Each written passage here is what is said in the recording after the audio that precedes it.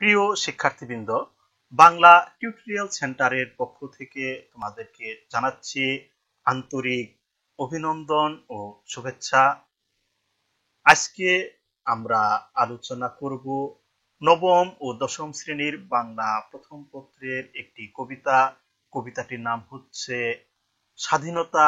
এই শব্দটি কিভাবে আমাদের হলো, এই কবিতার আজকে দ্বিতীয় পর্ব শুরু করছি।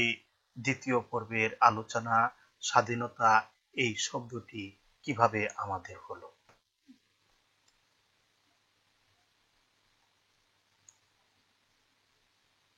হে অনাগত শিশু, হে আগামী দিনের কবি, শিশু পার্কে রঙিন দোলনায় দোল খেতে খেতে তুমি একদিন সব জানতে পারবে। আমি তোমাদের কথা ভেবে লিখে রেখে যাচ্ছি সেই শ্রেষ্ঠ বিকেলের গল্প। অনাগত শব্দের অর্থ যার আগমন হয়নি।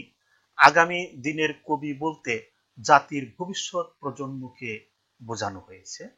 অর্থাৎ হে অনাগত শিশু, এই অনাগত শিশুরা একদিন স্বাধীনতার মূল ইতিহাস জানতে পারবে বলে কবি এই কবিতা রচনা করেছেন।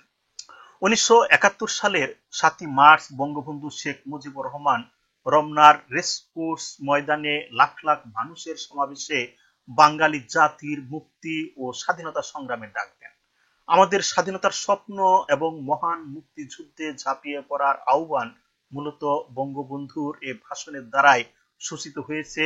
অনাগত শিশুরা একদিন এই ইতিহাস জানতে পারবে, এর জন্যই কবি এই কবিতা লিখছেন যে হে অনাগত শিশু, হে আগামী দিনের কবি, শিশু পার্কে রঙিন দোলনায় দোল খেতে খেতে তুমি একদিন সব জানতে পারবে। আমি তোমাদের কথা ভেবে লিখে রেখে যাচ্ছি শ্রেষ্ঠ বিকেলের গল্প।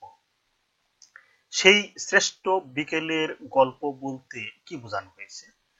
শ্রেষ্ঠ বিকেলের গল্প বলতে 1971 সালে 7ই মার্চ রেসকোর্সের ময়দানে যে বিকেলটিতে লক্ষ লক্ষ মানুষ অধীর আগ্রহ নিয়ে অপেক্ষা করছিল বঙ্গবন্ধুর ভাষণ শোনার জন্য, সেই বিকেলটি কবির দৃষ্টিতে ছিল বাংলার মানুষের জন্য শ্রেষ্ঠ বিকেল। যে শিশুর জন্ম হয়নি, যারা একদিন জন্ম নিবে, তাদের মাঝখান থেকে কেউ কেউ হয়তো সাহসী চেতনার প্রতীক হবে। তারা এই উদ্যানের সেদিনের সেই ইতিহাস শিশু পার্কের রঙিন দোলনায় দোল খেতে খেতে জানতে পারবে। তিনি সেসব শিশুদের কথা ভেবেই সেই দিনের সেই শ্রেষ্ঠ বিকেলের গল্প লিখে রেখে যাচ্ছেন। সেই বিকেলটি ছিল 1971 সালের 7ই মার্চের বিকেল, কারণ এই বিকেলেই তিনি স্বাধীনতার ডাক দিয়েছিলেন। সেদিন এই উদ্যানের রূপ ছিল ভিন্নতর। না পার্ক, না ফুলের বাগান, এসবের কিছুই ছিল না। শুধু একখণ্ড অখণ্ড আকাশ যেরকম, সেরকম দিগন্ত প্লাবিত শুধু মাঠ ছিল দুর্বাদলে ঢাকা, সবুজে সবুজময়। আমাদের স্বাধীনতা প্রিয় প্রাণের সবুজ এসে মিশেছিল এই ধুধু মাঠের সবুজে। দিগন্ত প্লাবিত শব্দের অর্থ আকাশ ছোঁয়া, দুর্বাদলে মানে সবুজ ঘাসে, সবুজে সবুজময় বলতে সবুজ ঘাসে আবৃতকে বোঝানো হয়েছে। প্রাণের সবুজ বলতে প্রাণের সজীবতা ও তারুণ্যকে বোঝানো হয়েছে। সেদিন এই উদ্যানের রূপ ছিল ভিন্নতর। এর অর্থ হলো যে সেদিন এখানে কোনো পার্ক, ফুলের বাগান এসব কিছুই ছিল না। শুধু আকাশের মতো দিগন্ত প্লাবিত একটি খোলা মাঠ ছিল, সবুজ দুর্বা ঘাসে ঢাকা মাঠটি ছিল সবুজে সবুজময়। সেদিন এখানে আমাদের প্রিয় বাংলাদেশের সবুজ আর এদেশের মানুষের প্রাণের সবুজ মিলেমিশে একাকার হয়েছিল। কপালে কবজিতে লাল শালু বেঁধে এই মাঠে ছুটে এসেছিল কারখানা থেকে লোহার শ্রমিক, লাঙ্গল জোয়াল কাঁধে এসেছিল ঝাঁক বেঁধে উলঙ্গ কৃষক, হাতের মুঠোয় মৃত্যু, চোখে স্বপ্ন নিয়ে এসেছিল মধ্যবিত্ত, নিম্নবিত্ত, করুণ কেরানি, নারী, বৃদ্ধ ভবঘুরে। আর তোমাদের মতো শিশু পাতা কুরানিরা দল বেঁধে একটি কবিতা পড়া হবে, তার জন্য কি ব্যাকুল প্রতীক্ষা মানুষের। কখন আসবে কবি, কখন আসবে কবি। অর্থাৎ সেদিন এই সবুজ মাঠে ছুটে এসেছিল কৃষক শ্রমিক সহ নানা পেশার মানুষ।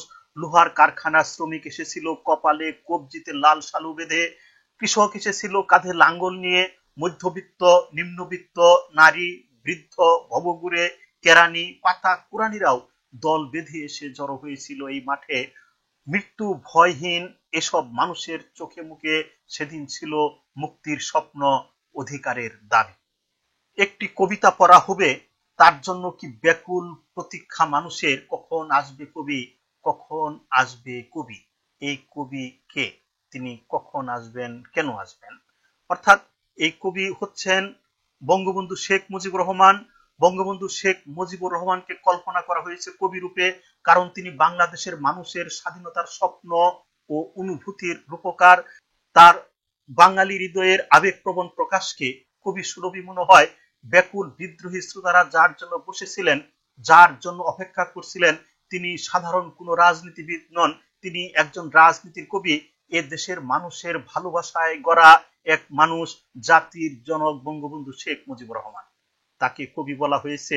1971 সালের 5ই এপ্রিল মার্কিন যুক্তরাষ্ট্রের নিউজউইক পত্রিকায় প্রকাশিত এক নিবন্ধে বঙ্গবন্ধু শেখ মুজিবুর রহমানকে রাজনীতির কবি বলে আখ্যায়িত করে লেখা হয়, তিনি লক্ষ লক্ষ মানুষকে আকর্ষণ করতে পারেন সমাবেশে এবং আবেগময় বাগ্মিতার তরঙ্গের পর তরঙ্গে তাদের সম্মিলিত করে রাখতে পারেন।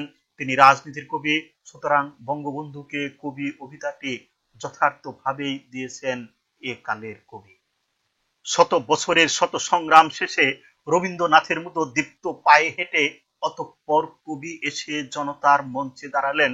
তখন পলকে দারুণ ঝলকে তরিতে উঠিল জল, হৃদয়ে লাগিল দুলা, জনসমুদ্রে লাগিল জোয়ার, সকল দুয়ার খোলা, কে রুধে তাহার বজ্র কণ্ঠবাণী। দীপ্ত শব্দের অর্থ তেজি, প্রাণবন্ত বা সাবলীল। পলকে মানে মুহূর্তের মধ্যে। জনসমুদ্রে লাগিল জোয়ার বলতে লক্ষ লক্ষ মানুষের মনে দুলা লাগাকে বোঝানো হয়েছে। বজ্র কণ্ঠ বলতে সাহসে উদ্দীপ্ত দ্যুতিময় বাণী। এখানে শেখ মুজিবুর রহমানের কণ্ঠকে বোঝানো হয়েছে।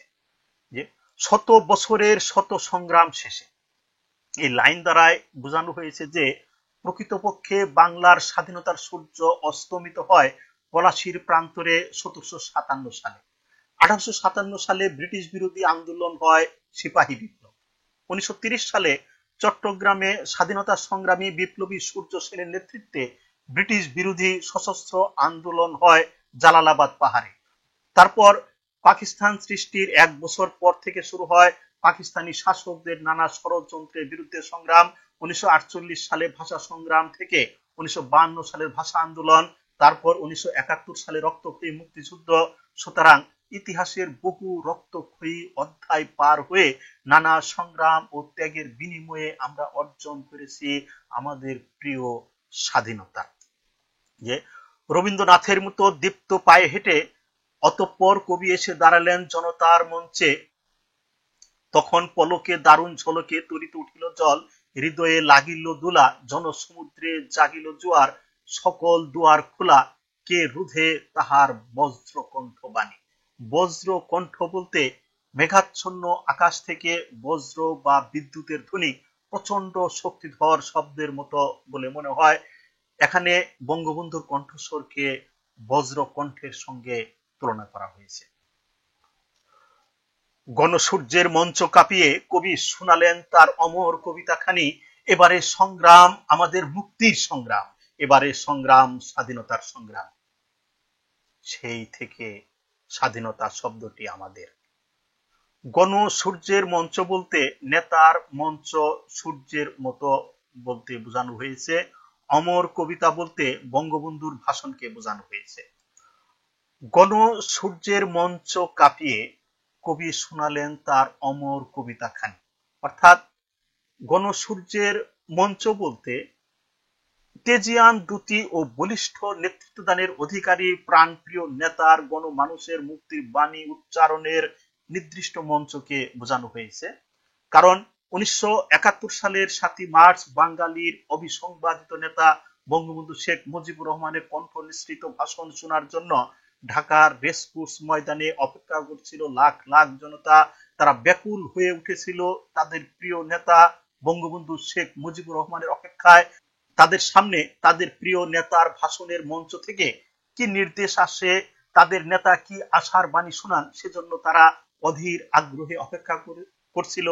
তখন উপস্থিত জনতার কাছে চেতনার দীপ্তির দিক থেকে বঙ্গবন্ধু শেখ মুজিবুর রহমান যেন এক গণসূর্য। তিনি যে মঞ্চে এসে দাঁড়াবেন, ভাষণ দেবেন, তা যেন গণসূর্যের মঞ্চ। এবারের সংগ্রাম আমাদের মুক্তির সংগ্রাম, এবারের সংগ্রাম স্বাধীনতার সংগ্রাম। অর্থাৎ 1971 সালের 7ই মার্চ বঙ্গবন্ধু স্বাধীনতার ডাক দেন, এদেশের মুক্তির ডাক দেন। তার বক্তব্যের এটি ছিল মূল কথা যে এবারের সংগ্রাম আমাদের মুক্তির সংগ্রাম, এবারের সংগ্রাম আমাদের স্বাধীনতার সংগ্রাম। তার আহ্বানে সমগ্র দেশবাসী ঐক্যবদ্ধ হয়ে মহান মুক্তিযুদ্ধে ঝাঁপিয়ে পড়ে এবং অবশেষে আমরা জয় লাভ করি। সেই থেকে স্বাধীনতা শব্দটি আমাদের, অর্থাৎ স্বাধীনতা শব্দটি এখন অভিধানের নিছক একটি শব্দ মাত্র নয়, এই শব্দটি উচ্চারণের সঙ্গে আমাদের সংগ্রাম ও মুক্তির প্রসঙ্গ যুক্ত। তাই 1971 সালের 7 মার্চ যখন বঙ্গবন্ধুর কণ্ঠ থেকে ধ্বনিত হলো এবারের সংগ্রাম স্বাধীনতা সংগ্রাম, তখন স্বাধীনতা শব্দটি পেল নতুন অর্থ ও ব্যঞ্জনা, এবং তখন থেকেই এই স্বাধীনতা শব্দটি আমাদের হলো। ধন্যবাদ সবাইকে।